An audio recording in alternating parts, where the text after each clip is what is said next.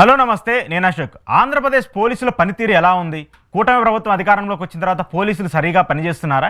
ఆంధ్రప్రదేశ్లో అసలు law and order ఉందా అంటే, ఆంధ్రప్రదేశ్లో ఉన్నటువంటి ఏ చిన్న పౌరుని అడిగినా కూడా ఆంధ్రప్రదేశ్లో పోలీసు వ్యవస్థ ఎలా పనిచేస్తుంది, వాళ్ళు చేస్తున్నటువంటి అంశాలకు సంబంధించి పొలిటికల్ ప్రెజర్స్ ఎలా ఉన్నాయి అనేది కూడా క్లియర్ కట్గా చెప్పేస్తూ ఉంటారు. ఇటీవల సోషల్ మీడియా అరెస్టులు కావచ్చు, వైసీపీ నేతలకు సంబంధించిన అరెస్టులు కావచ్చు, ఏదైతే గతంలో నారా లోకేష్ పాదయాత్ర చేస్తున్నప్పుడు ఆయన మాట్లాడినటువంటి మాటలు కావచ్చు, మేము అధికారంలోకి వచ్చిన తర్వాత రెడ్ బుక్ని చూపించి రెడ్ బుక్ రాజ్యాంగం ఎలా ఉంటుందో, రెడ్ బుక్ని అమలు చేస్తే ఎలాంటి పరిస్థితులు ఉంటాయో అనేటువంటి మాటలను ఆయన పాదయాత్రలో ఏం మాట్లాడో వాటిని ఇంపాక్ట్ చేస్తూ వాటిని ఫాలో అవుతూ కూడా ప్రస్తుతం ఆంధ్రప్రదేశ్లో కూటమి ప్రభుత్వము మెయిన్గా పోలీస్ వ్యవస్థ కూడా నడుస్తుంది అనేది కూడా క్లియర్ కట్గా అర్థమవుతుంది. దానికి ఉదాహరణే ప్రస్తుతం కేంద్ర ప్రభుత్వం ఇచ్చినటువంటి పోలీస్ అధికారులకు సంబంధించిన పనితీరు మీద ఉన్నటువంటి అంశము. తాజాగా కేంద్ర ప్రభుత్వము రాష్ట్రాలకు సంబంధించి యూనియన్ టెరిటరీలకు సంబంధించిన పోలీసుల పనితీరు పైన ఒక నివేదికను కూడా ఇస్తూ వచ్చింది. మొత్తము దేశంలో ఉన్నటువంటి రాష్ట్రాలకు సంబంధించి అలాగే కేంద్ర ప్రాంత పాలితలకు సంబంధించినటువంటి అంశాలకు సంబంధించి ఆ రాష్ట్రాల హోంశాఖ పనితీరు ఎలా ఉంది, ఆ అండర్లో ఉన్నటువంటి పోలీస్ శాఖ పనితీరు ఎలా ఉంది, కేసులకు సంబంధించిన ఇన్వెస్టిగేషన్ కావచ్చు, దానికి సంబంధించినటువంటి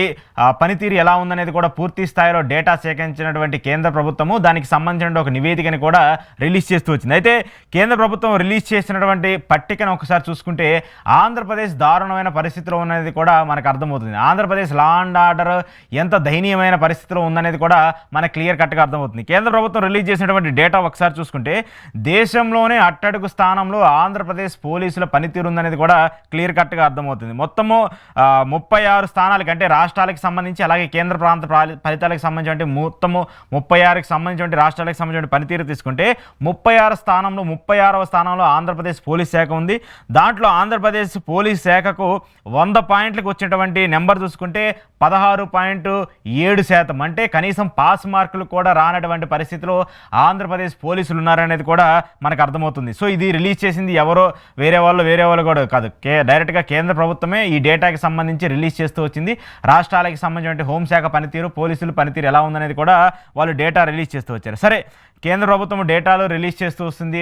మిగతా చాలా అంశాలకు సంబంధించి కాగ్ రిపోర్ట్ల ఆర్థిక పరిస్థితికి సంబంధించి కూడా ఇలా చాలా పరిధులకు సంబంధించి డేటాలు అయితే రిలీజ్ చేస్తూ వస్తుంది. కానీ మెయిన్గా ఏ రాష్ట్రంలో అయినా ప్రధానంగా ఉండాల్సింది లా అండ్ ఆర్డర్. అలాంటి లా అండ్ ఆర్డర్ ఆంధ్రప్రదేశ్లో ఉందా అంటే ఖచ్చితంగా ఆలోచించాల్సిన పరిస్థితి కనిపిస్తూ ఉంది.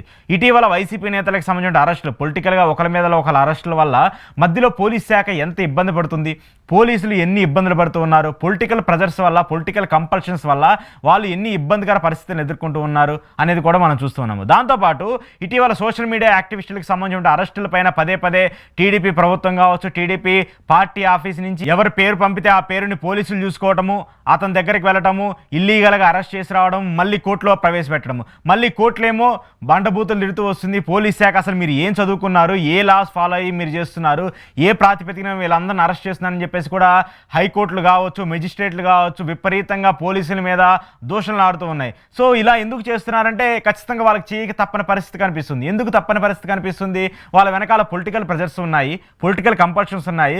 పొలిటికల్ లీడర్స్ ప్రెజర్స్ వల్ల ఎస్పీలు చెప్తేనో లేదంటే డిఎస్పీలు చెప్తేనో మేము చేయక తప్పని పరిస్థితి ఉంటుందని చెప్పేసి కూడా చెప్పుకోవాల్సినటువంటి పరిస్థితికి, చెప్పుకోవాలన్నటువంటి దుస్థితికి ఈరోజు పోలీస్ శాఖ వచ్చింది. సరే, ఆంధ్రప్రదేశ్లో పోలీసులు సరిగా పనిచేయట్లేదా అంటే ఖచ్చితంగా కాదు. వాళ్ళ పరిధిలో వాళ్ళుండి వాళ్ళు ఏం చేయాలో వాళ్ళు చేస్తూ ఉన్నారు. కానీ పొలిటికల్ లీడర్స్ చెప్పినటువంటి అంశాలని, లేదంటే నారా లోకేష్ పదే ఏదైతే చెప్తూ వచ్చాడో రెడ్ బుక్ అనేటువంటి అంశాలు ఉన్నాయో వాటన్నిటిని ఇంప్లీట్ చేసే విధంగా, వాటన్నిటిని ఫాలో చేసే విధంగా పోలీస్ శాఖకు ఆదేశాలు ఇవ్వటము, ఆ పోలీస్ శాఖకు సంబంధించిన పనితీరు, దానికి సంబంధించిన కేంద్ర ప్రభుత్వం ఈరోజు ఇచ్చిన నివేదికల ఆధారం కావచ్చు, ఇవన్నీ చూస్తూ ఉన్నప్పుడు ఆంధ్రప్రదేశ్లో లా అండ్ ఆర్డర్ ఖచ్చితంగా లేదనేది కూడా మనకు అర్థమవుతుంది. ఇటీవల కూటమి ప్రభుత్వం అధికారంలోకి వచ్చిన తర్వాత ఈ 16-17 నెలల్లోనే ఎన్ని అఘాయిత్యాలు, ఎన్ని ప్రమాదాలు, అలాగే ఎన్ని రోడ్ యాక్సిడెంట్స్ ఇవన్నీ జరుగుతూ వచ్చాయి. దీని మీద అవగాహన చర్యలు కావచ్చు, లేదంటే దీని మీద ఇన్ఫర్మేషన్ కావచ్చు, దీని మీద ఏమైనా చేస్తూ ఉందా రాష్ట్ర ప్రభుత్వానికి సంబంధించి? అదేమైనా కనిపిస్తూ ఉందా?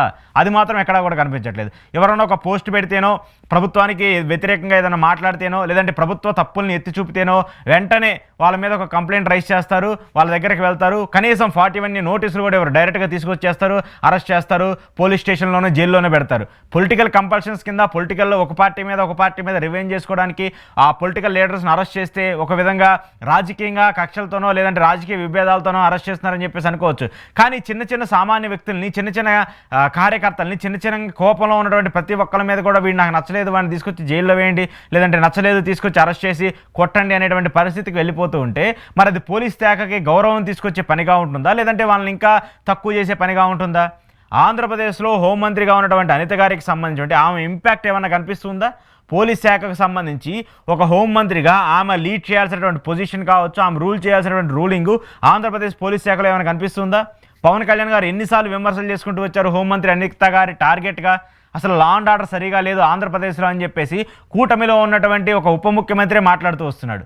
పోలీస్ శాఖని కనీసం నడిపే పరిస్థితి కూడా లేదని చెప్పేసి ఆయన మాట్లాడుతూ వస్తున్నారు. మరి హోంమంత్రిగా ఉండి అనిత గారికి సంబంధించిన పనితీరు ఏ రేంజ్లో ఉందో కూడా మనం కేంద్రం ఇచ్చినటువంటి నివేదిక చూస్తే క్లియర్ కట్గా అర్థమవుతుంది. ఖచ్చితంగా దీంట్లో పొలిటికల్ కంపల్షన్స్ లేకుండా పోలీసులు తీరైతే ఖచ్చితంగా ఉండదు. వాళ్ళు చెప్తారు కాబట్టే వీళ్ళు చేస్తారు, అంతేగాని వీళ్ళకై వీళ్ళు సొంత నిర్ణయాలు తీసుకునే పరిస్థితి అయితే ఖచ్చితంగా ఉండదు. సో ఈరోజు పొలిటికల్ కంపల్షన్స్ వల్ల లేదంటే పొలిటికల్ రివెంజ్ వల్ల పోలీసులకు ఇచ్చినటువంటి గౌరవం, పోలీసులకు ఇచ్చినటువంటి ర్యాంకింగ్ చూసుకుంటే మనం అట్టడుగు స్థానంలో ఉన్నాము. ఆంధ్రప్రదేశ్ చివరి స్థానంలో ఉంది. ఆర్థిక పరిస్థితిలో చూసుకుంటే ఎలాగో మనం కోలుకునే పరిస్థితి లేదు. ఆర్థిక పరిస్థితిలోనూ మనం చివరి స్థానమే, విద్యలోనూ చివరి స్థానమే, ఆరోగ్యంలోనూ చివరి స్థానమే.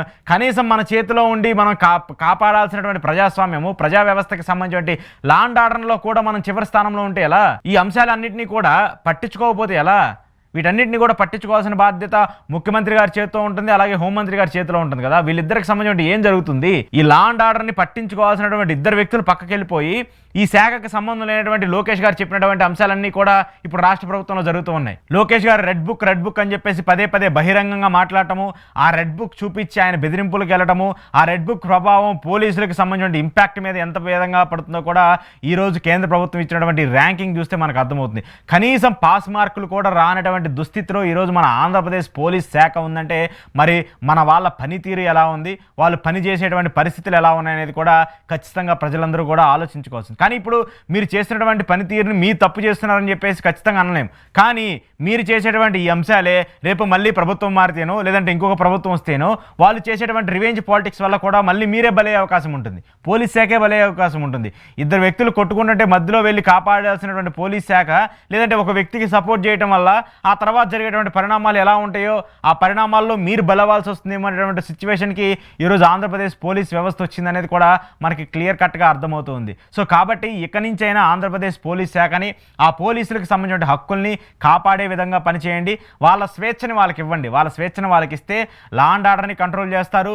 ఎవరు తప్పులు చేస్తే ఆ తప్పుల పరంగా వాళ్ళకి శిక్షలు వేస్తారు, వాళ్ళకి సంబంధించిన జైల్లో పెడతారు, లేదంటే వాళ్ళకి సంబంధించిన ఏ నోటీసులు ఇచ్చి వాళ్ళని కోర్టులో ప్రొడ్యూస్ చేస్తారు. కానీ అలా కాకుండా మీరు పొలిటికల్ ప్రెజర్స్ పెట్టి పొలిటికల్ ఇంప్లికేషన్స్ పెట్టేసి మాకు వాడి మీద కోపం ఉంది వాళ్ళని తీసుకొచ్చి అరెస్ట్ చేయండి, లేదంటే వీళ్ళు మా మీద వ్యతిరేకంగా పోస్ట్ పెట్టారని చెప్పేసి వీళ్ళని తీసుకొచ్చి అరెస్ట్ చేయమని చెప్పేసి మీ వ్యక్తిగత కోపాలు పోలీసుల మీద రుద్దితే మాత్రం అది ఖచ్చితంగా పోలీస్ శాఖకు నష్టం చేకూర్చే అవకాశమే ఉంటుంది. ఈ పరిణామాలని మీకంటే కూడా ఎక్కువగా పోలీసులే మళ్ళీ ఎదుర్కొనే అవకాశం కూడా రాబోయే రోజుల్లో ఉంటుంది. కాబట్టి ఖచ్చితంగా ఈ పరిణామాలన్నింటినీ కూడా కరెక్ట్ చేసుకోవాల్సిన బాధ్యత ప్రభుత్వానికి ఉంటుంది, అలాగే పోలీస్ శాఖ కూడా ఉంటుందనేది కూడా ఖచ్చితంగా చెప్పొచ్చు.